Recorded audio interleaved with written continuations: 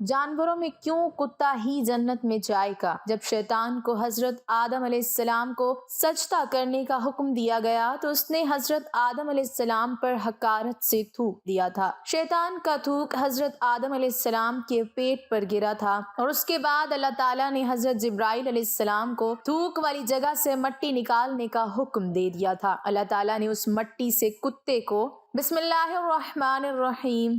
ناظرین، کہا جاتا ہے کہ کتے کی پیدائش حضرت آدم علیہ السلام کے پتلے کی مٹی سے کی گئی، جبکہ کچھ روایات میں کہا گیا ہے کہ کتے کی پیدائش حضرت آدم علیہ السلام کی تخلیق کے فوراً بعد ہوئی ہے۔ بلکہ اکثر ہمیں یہ بھی سننے کو ملتا ہے کہ جس گھر میں کتے ہوں وہاں رحمت کا فرشتہ داخل نہیں ہوتا۔ لیکن ناظرین، کتے کا ذکر مقدس کتاب قرآن پاک میں بھی آیا ہے اور کہا جاتا ہے کہ دنیا کا واحد جانور جو جنت میں جائے گا وہ جانور کتا ہی ہوگا۔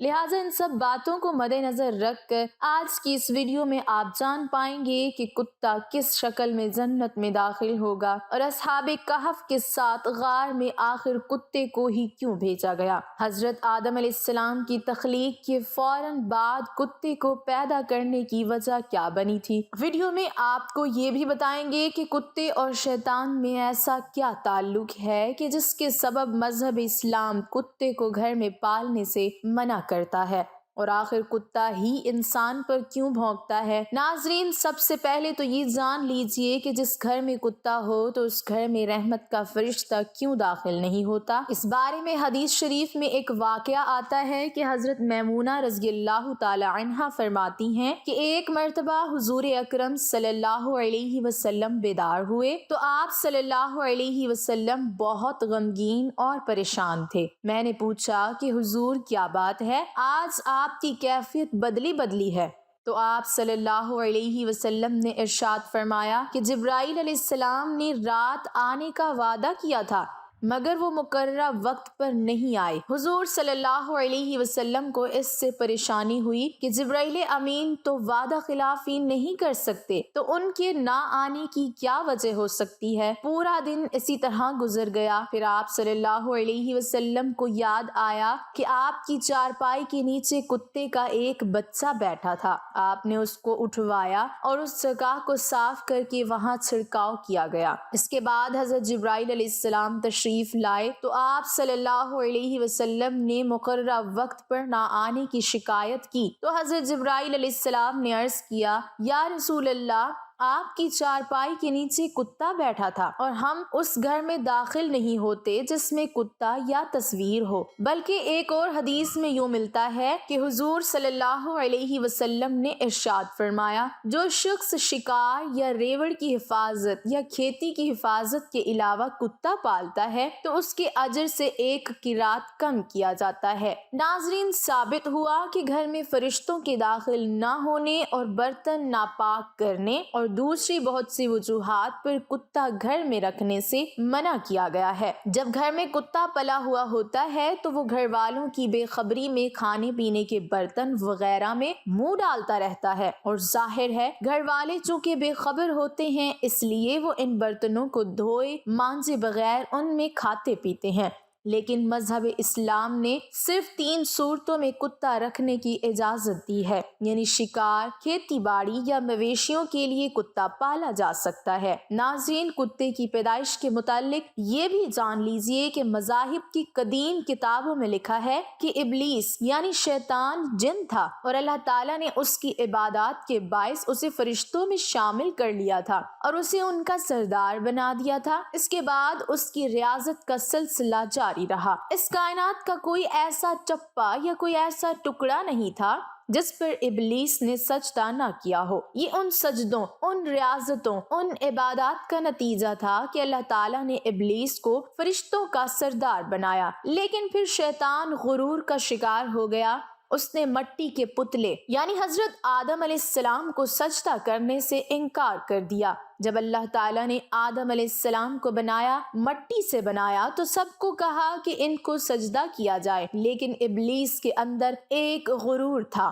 اس نے کہا کہ میں آگ سے بنا ہوں، یہ مٹی سے بنا ہے، میں اسے کیوں سجدہ کروں؟ اس نے سجدہ کرنے سے انکار کر دیا اور یہاں سے خیر اور شر کی طاقتوں کے درمیان جنگ کا آغاز ہو گیا۔ قدیم صحائف نے لکھا ہے کہ جب شیطان کو حضرت آدم علیہ السلام کو سجدہ کرنے کا حکم دیا گیا تو اس نے حضرت آدم علیہ السلام پر حقارت سے تھوک دیا تھا۔ شیطان کا تھوک حضرت آدم علیہ السلام کے پیٹ پر گرا تھا اور اس کے بعد اللہ تعالیٰ نے حضرت جبرائیل علیہ السلام کو تھوک والی جگہ سے مٹی نکالنے کا حکم دے دیا تھا۔ حضرت جبرائیل علیہ السلام نے یہ مٹی نکالی تو حضرت آدم علیہ السلام کے پیٹ پر ایک چھوٹا سا سوراخ بن گیا۔ یہ سوراخ ناف کی شکل میں آج بھی ہمارے پیٹ پر موجود ہے۔ اللہ تعالیٰ نے اس ناف کی مٹی سے جس پر شیطان نے تھوکا تھا اسے کتے کو بنایا تھا۔ ناظرین، کتے کی تخلیق کے متعلق دوسری روایت یہ بھی ملتی ہے کہ جب حضرت آدم علیہ السلام اور حضرت اماں حوا سلام اللہ علیہا کو اللہ تبارک و تعالیٰ نے زمین پر بھیجا تو شیطان نے زمینی درندوں کو ورغلایا کہ وہ ان دونوں کو کھا جائیں، تو تب اللہ تبارک و تعالیٰ نے کتے کو پیدا کیا جس نے آدم علیہ السلام اور حضرت حوا سلام اللہ علیہا کی ان درندوں سے حفاظت فرمائی۔ یعنی کتے کی پیدائش حضرت آدم علیہ السلام کو زمین پر بھیجنے کے فوراً بعد اللہ تبارک و تعالیٰ نے فرمائی۔ ناظرین، کتے میں 3 خصلتیں ہوتی ہیں۔ یہ انسان سے محبت کرتا ہے۔ کتا انسان سے محبت کیوں کرتا ہے وہ بھی اس ویڈیو میں ہم آپ کو بتاتے ہیں، کیونکہ انسان بھی مٹی سے بنا ہوا ایک پتلا ہے اور کتا بھی مٹی سے بنا ہے، اس لیے کتا انسان سے محبت کرتا ہے۔ کتے کے بارے میں اگر آپ کو یہ بتایا جائے کہ یہ رات کو کیوں جاگتا ہے، اس کی وجہ یہ ہے کہ مٹی کو حضرت جبرائیل علیہ السلام کے ہاتھ لگے تھے۔ اور ہاں، کتا انسان پر بھونکتا ہے۔ یہ انسان پر کیوں بھونکتا ہے؟ اس کی وجہ یہ ہے کہ اس کی مٹی میں شیطان کا تھوک شامل ہے اور کتا دنیا کی واحد مخلوق ہے جو شیطان کو دیکھ سکتی ہے۔ شاید یہی وجہ ہے کہ رات کے اندھیرے میں کب شیطانوں کے قافلے آسمانوں سے اترتے ہیں تو کتے اوپر دیکھ کر ایک خوفناک آواز نکالتے ہیں۔ ناظرین، غیر مسلم اقوام خاص کر یورپ میں تو اب کتے کو گھر کا ایک فرد سمجھا جاتا ہے۔ جن خواتین نے یہاں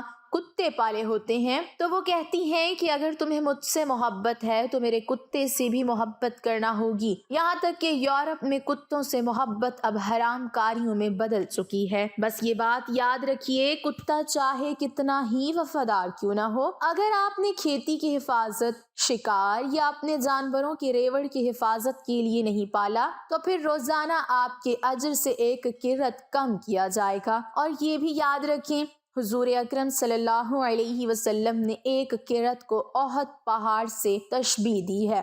اب آپ خود اندازہ کر لیجئے کہ کس قدر اجر آپ روزانہ گنوا رہے ہیں۔ اللہ تبارک و تعالیٰ نے سورہ اعراف میں بلعم بن باورا جو کہ ایک نیک اور عابد شخص تھا، پھر اس نے نفس کی لذت اور دنیا پرستی کے کام شروع کیے تو پھر اللہ تعالیٰ نے اس کو کتے سے تشبیہ دی ہے اور وہ روز قیامت کتے کی شکل میں دوزخ میں داخل ہوگا، اور اصحاب کہف کا کتا بلعم بن باورا کی شکل میں جنت میں جائے گا۔ اور حضور اکرم صلی اللہ علیہ وسلم نے سیاہ کتے کو شیطان کہا ہے، بلکہ طبی ماہرین کے مطابق ناپاک جانوروں کو پالنا وباؤں کا باعث ہے۔ خطرناک جراثیم اور وبائیں جانوروں سے انسانوں میں منتقل ہوتی ہیں۔ رسول کریم صلی اللہ علیہ وسلم نے تو آج سے 1400 سال قبل جو احکام بتائے، آج کی جدید سائنس سے اس کی تصدیق ہو رہی ہے۔ طبی ماہرین کے متفقہ رائے ہے کہ جانوروں میں پائے جانے والے خطرناک جراثیم انسانوں میں منتقل ہوتے ہیں جو وبا پھیلنے کا باعث بنتے ہیں، اور اسلام کی روح سے کتا ایک ناپاک جانور ہے۔ اگر ہم اسلام کی تعلیمات پر عمل کریں اور ناپاک جانوروں کو پالنے سے گریز کریں تو خطرات سے محفوظ رہ سکتے ہیں۔ افسوسناک بات یہ ہے کہ آج کتوں، بلیوں اور دوسرے نجس جانوروں کو پالنے کا فیشن بن چکا ہے، بلکہ پالتو جانوروں کو اسٹیٹس سمبل سمجھا جاتا ہے۔ ناظرین، اسلام نے مسلمانوں کو حکم دیا ہے کہ جس برتن میں کتا منہ ڈال دے اسے پاک کرنے کے لیے 7 مرتبہ دھویا جائے۔ ایک روایت میں 8ویں بار مٹی سے پاک کرنے کے الفاظ بھی ملتے ہیں۔ آج کی سائنس بتاتی ہے کہ کتے میں انتہائی خطرناک جراثیم پائے جاتے ہیں جو برتن کو بار بار دھونے سے ہی ختم ہو سکتے ہیں۔ آپ اندازہ لگائیں، اسلام نے یہی بات آج سے 1400 سال پہلے بتا دی، جب سائنس کا وجود تک نہ تھا۔ ہمیں سمجھ جانا چاہیے کہ اللہ کے پیارے نبی صلی اللہ علیہ وسلم نے جو احکام ہمیں دیے، انسانیت کی فلاح اسے مان لینے میں ہے۔ اس کے مقابلے میں عقل کے گھوڑے دوڑا کر دلائل دینے سے گریز کرنا چاہیے۔ ایک انگریز ڈاکٹر نے اس پانی کی جس میں کتے نے منہ ڈالا تھا خوردبین کے ذریعے تحقیق کی، تو اسے پتہ چلا کہ اس پانی میں کتے کے لعاب کے جو جراثیم آ جاتے ہیں وہ مٹی کے سوا کسی اور چیز سے نہیں مرتے، کیونکہ مٹی میں نشادر وافر مقدار میں ہوتا ہے جو اور کسی چیز میں نہیں ہوتا، اور یہ کتے کے لعاب میں پائے جانے والے تمام جراثیموں کو ختم کرنے کے لیے کافی ہوتا ہے۔ اسی لیے نبی اکرم صلی اللہ علیہ وسلم نے مٹی کا نام لیا تاکہ بازاروں میں نشادر تلاش کرنا نہ پڑے۔ اسی طرح ایک فرانسیسی ڈاکٹر اور اس کی ڈاکٹر بیٹی مصر میں مقیم تھے۔ جب باپ نے یہ حدیث پڑھی تو فوری طور پر کتے کے سامنے ایک برتن میں پانی رکھ دیا۔ جب وہ اس کو پی چکا تو انہوں نے خوردبین سے دیکھا کہ اس میں جراثیم موجود تھے۔ پانی گرا کر کئی بار دھویا گیا مگر ہر بار جراثیم برتن میں موجود تھے۔ جب مٹی سے مانجا گیا اور پھر دھو کر خوردبین میں چیک کیا تو جراثیم نہ صرف بالکل ختم ہو گئے تھے بلکہ برتن بھی کلی طور پر پاک و صاف ہو گیا تھا۔ اس پر دونوں باپ بیٹی مسلمان ہو گئے۔ ناظرین، قرآن پاک میں اصحاب کہف کا تذکرہ ملتا ہے جہاں ان کے کتے کا ذکر آیا ہے۔ وہاں امام قرطبی نے لکھا ہے کہ اس شریعت میں کتے پالنے کی اجازت ہوگی، اس لیے انہوں نے کتا ساتھ لیا ہوگا، یا کسی کی بکریوں کی حفاظت کے لیے تھا۔ اور فروعی احکام میں ایسا ہوتا رہتا ہے کہ مختلف شریعتوں میں فروعی احکام مختلف دیے گئے۔ بہرحال اصحاب کہف کے واقعے سے کتے کو پالنے کے جواز پر استدلال کرنا درست نہ ہوگا۔ اسی طرح مفسرین کرام نے جہاں اصحاب کہف کا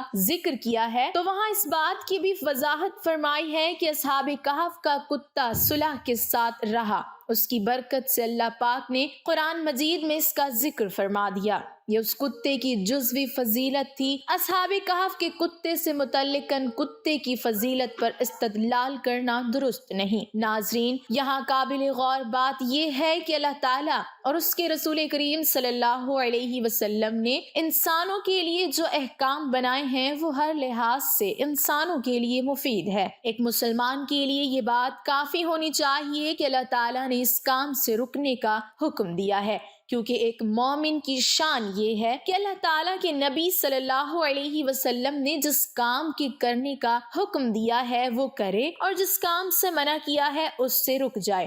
اس کا نام اطاعت ہے، اور اس سے انحراف نافرمانی کہلاتا ہے۔ اگر ہم عقل اور محض شوق کی بنیاد پر وہ کام کرنا شروع کر دیں گے جس سے منع کیا گیا ہے تو اس کا نتیجہ سوائے نقصان کے کچھ نہیں ہوگا۔ اللہ تبارک و تعالیٰ سے دعا ہے کہ اللہ تعالیٰ ہمیں حضور نبی کریم صلی اللہ علیہ وسلم کے بتائے ہوئے طریقے کے مطابق زندگی گزارنے کی توفیق عطا فرمائے، اور اللہ تعالیٰ ہمیں پاک صاف رہنے والا بنائے، اور اللہ تعالیٰ ہمیں ناپاکی اور گندگی سے محفوظ رکھے۔ آمین یا رب العالمین۔ ناظرین، کمنٹ باکس میں اللہ تعالیٰ کے 99 ناموں میں سے ایک نام ضرور ٹائپ کریں۔